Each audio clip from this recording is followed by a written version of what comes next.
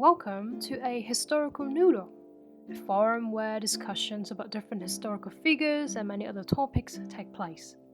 I'm Ha, your guide and professional rambler for the journey, and I'm glad to join it with me.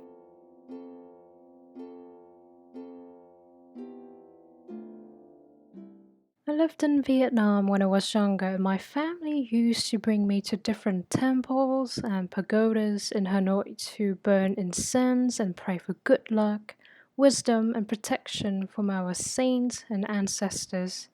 I used to think that visiting temples was merely a rite of passage for all Vietnamese kids to learn about our ancestors and traditions, and eventually we would just blindly emulate what the adults were showing us.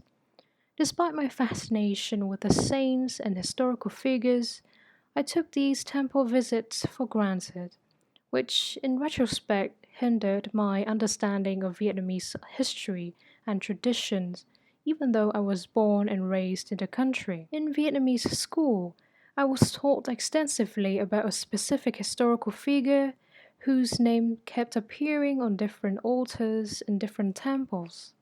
His personal background and his success in defeating the Mongols twice in the 13th century remain lessons for many Vietnamese to learn and venerate.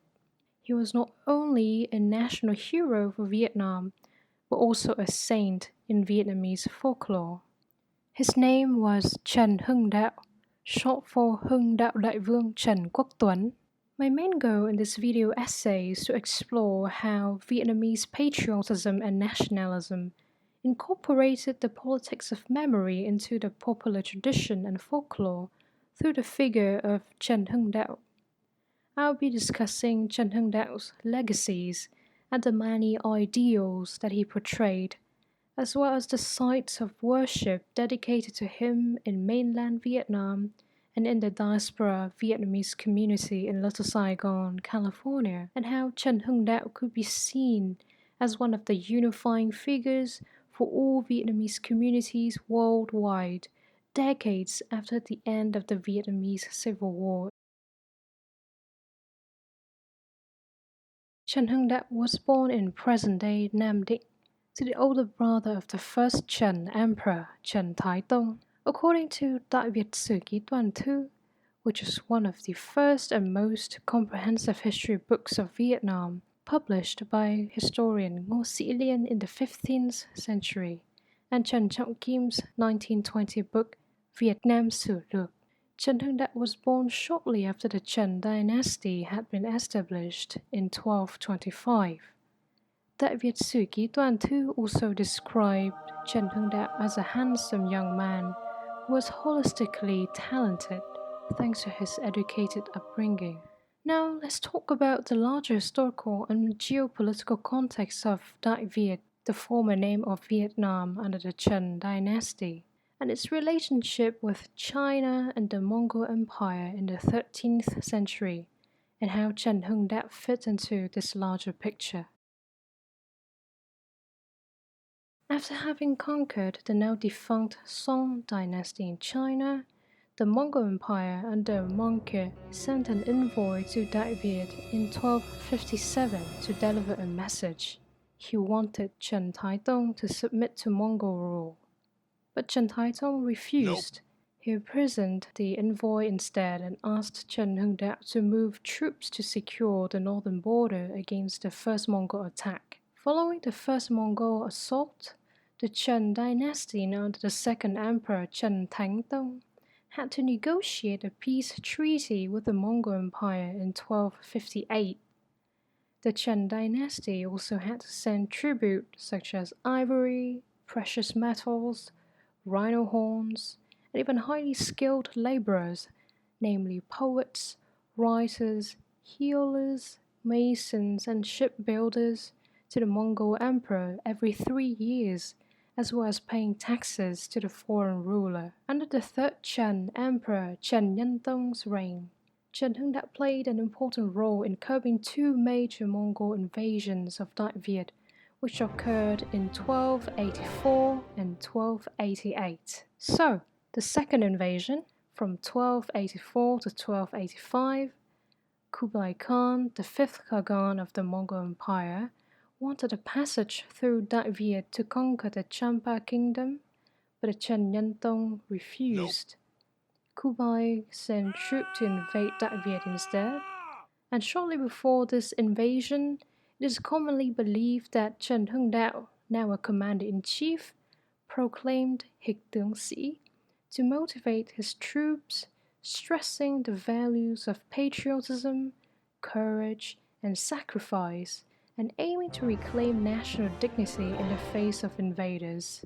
Even though the Mongols had the upper hand, they had to retreat due to the heat and disease, in addition to suffering great losses from Tran Hung Dao's successful counterattacks. And during the third invasion from 1287 to 1288, Tongan, the Mongol prince sent by Kublai Khan, tried to avenge for the failed second invasion.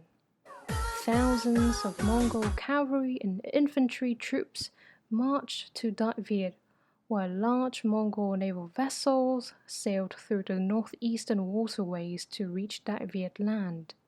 Nevertheless, Tran Hung Dao anticipated the Mongol naval fleet's pathway at the 1288 Battle of the Bac Dang River and ordered his forces to plant steel-tipped wooden stakes on the bed of the river, which were unseen during high tides.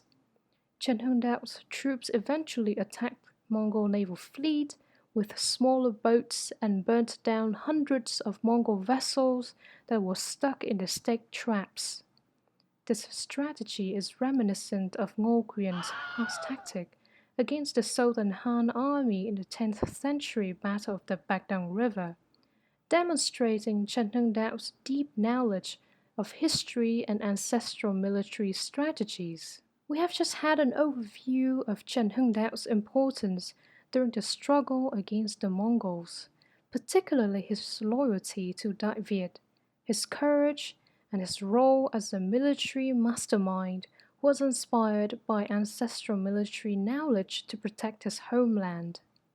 The personality traits that he embodied and his military achievements would live on in Vietnamese sites of memory and remembrance, as well as serve as sources for Vietnamese patriotism and nationalism.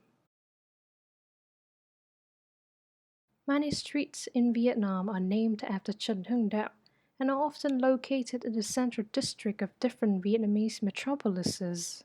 And statues of Tran Hung Dao are not a rare sight. In District 1 in Saigon, a statue of Tran Hung Dao can be seen facing the Saigon River.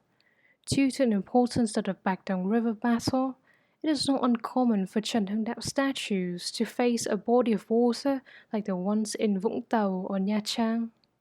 These sites of memory are a medium for Vietnamese nationalism, which is mostly defined in relation to foreign forces, whether they be the Han, the Mongols, and eventually the French and Americans. Many schools in Vietnam, from elementary to high schools, are also named after Tran Hung Dao.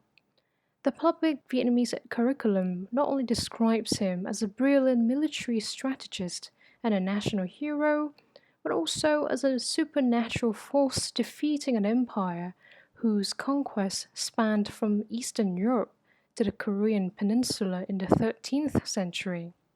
His courage and loyalty to his homeland are a source of Vietnamese national pride and patriotism. Students in secondary school also have to study his alleged works in literature class, such as Hịch tướng sĩ, to analyze not only the literary value of ancient literature, but also to derive lessons about bravery and patriotism. Because of his morals and accomplishments, Tran Hung Dao holds a crucial place in Vietnamese folklore and spirituality, exemplified through his many honorific titles such as Hưng Đạo Đại Vương or Đức Thánh Trần. His status of a saint as seen through the title Đức Thánh Trần, which can be translated as the fatherly Saint Trần, hints at the cult around his personality. From north to south, he is worshipped in temples and pagodas, For example, in Tân Định Ward in Saigon's District 1, a temple is dedicated to worshipping him. An altar in Hanoi's Ngọc Sơn Temple also bears his name. And most importantly, a ceremony was created to commemorate him in Kibbak, Haizeong, where Tran Hung Dao trained his troops in preparation for and during the battles against the Mongols, and where he spent his last days. In Vietnamese folklore, there's the saying, Tháng 8 giỗ cha, tháng 3 giỗ mẹ, which can be translated as August is the father's death anniversary, while March is the mother's death anniversary. While I think that the translation robs the original maxim of its literary meaning and structure, and there's no equivalent in English for the term giỗ, we need to understand what this folk belief is and why it is intimately tied to the cult of Saint Chan. Giỗ is a major ceremony in Vietnamese culture because it aims at the commemoration of the ancestors' day of death. Children and relatives from other corners of the country or even the world usually come back to one place and commemorate their ancestors with an elaborate meal. When I was younger, I participated in many Zo'o ceremonies at different relatives' houses. I offered the food to my ancestors' altar and burnt incense and joss paper. Zo'o is also all about family spirit, communal contribution, and collective remembrance. The ceremony itself values the connection between the deceased and the living in Vietnamese culture, and by showing our gratitude to our ancestors and continuing the tradition, we pray that they grant us luck, health, and protection. In the month of August in the lunar calendar, an annual festival takes place in Kiep Bạc to commemorate our symbolic father, which in Vietnamese folklore can be Lạc Long Quân, the dragon father of the Vietnamese people, or Saint Chan, the father who bravely fought evil Mongol invaders. Even though the same ceremony happens in different areas in the country to commemorate Saint Chan, the one in Kiep Bạc is the biggest, where boat racing, competitions, battle simulations, and traditional games such as human chess make up a large part of the festival. It is surprising to learn that the Kiep Bạc ceremony is not well known even among mainland Vietnamese. Yet I was even more surprised to discover that a version of this ceremony on a smaller scale existed thousands of miles away from the country in California. Recently, I stumbled upon an article in the LA Times about the unveiling of a Tran Hung Dao statue in Westminster, California. And from here, I found out about the Tran Hung Dao Foundation, based in Little Saigon, and noted the significance of this historical figure in the hearts and minds of the Vietnamese diaspora community, especially in Southern California. On the Tran Hung Dao Foundation website, there are photos of the statue inauguration ceremony, which featured a military parade of former Army of the Republic of Vietnam generals and soldiers in their old uniforms, a martial arts performance, and traditional áo gấm worn by several men. These scenes remind me of Tran Hung Dao's great military contribution in the past and the parallel to the celebration in Kiep Bạc. Additionally, the local Vietnamese American community founded a Tran Hung Dao temple just steps away from the statue on Bo Sa Avenue, which is also known locally as Tran Hung Dao Avenue in Little Saigon. Despite the separation from the homeland, the Vietnamese American community still retains and keeps alive many traditions from the folklore. The foundation webpage also displays details about the statue, namely all the individuals and organizations who were involved in the fundraising and realization of the statue. To name a few, the mayor of Westminster, the president of the Anti-Communist Committee, and the leader of a local pagoda. I found one detail very interesting. The statue faces north instead of a body of water, unlike other Tran Hung Dao statues' orientation in mainland Vietnam. Perhaps this orientation choice is a reminder of Mongol invaders who came from China just north of Đại Việt territories, but also of the ongoing ideological and political feud between the liberal capitalist South Vietnam and the communist North Vietnam. If the second interpretation of the statue orientation is valid, I can't help but think that old wounds and grudges are still very much present in the minds of many diaspora Vietnamese persons. Nonetheless, a question lingers in my mind. Is there any potential for unity and reconciliation through the veneration of Tran Hung Dao? I cannot help but reflect on the potential of Tran Hung Dao as a unifying figure for all Vietnamese communities around the world, regardless of their ideological, political, and geographical position. This is not to suggest that Vietnam and Vietnamese people should remain a monolith without any diversity in opinions. But if only we could move beyond discourses of dehumanization and dualistic ideological conflict to ponder on the richness of our common history and traditions, and perhaps open the door to reconciliation and healing from our traumas. As for me, researching and making this video essay has been a retrospective exercise, since I want to reconnect with my Vietnamese identity through the exploration of Vietnamese history and culture as a Vietnamese-born yet westernized person. Learning about Tran Hung Dao has spiritually brought me closer to my homeland and guided me towards a path to reconciliation with my internal identity struggle. Thank you for watching this video and listening to my thoughts.